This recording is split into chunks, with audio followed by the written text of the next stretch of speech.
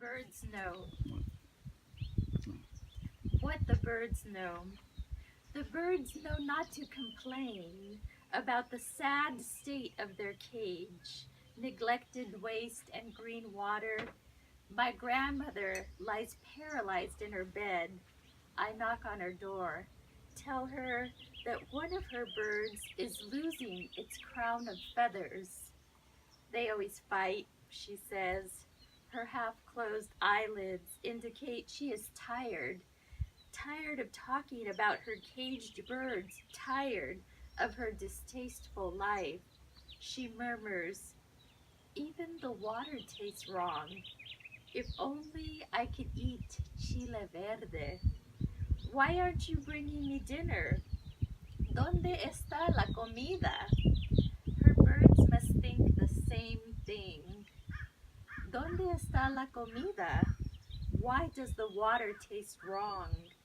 This place depresses me. When can I go?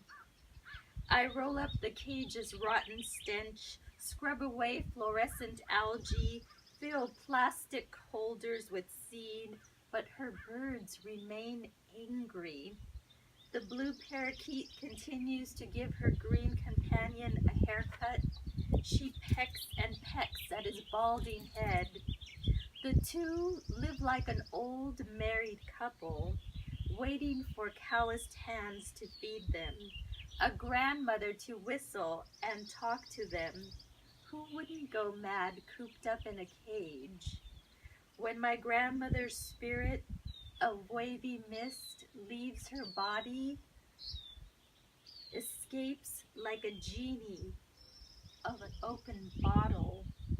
I say goodbye, open all the doors and windows in the house, tiptoe to her bird cage, let them all fly free.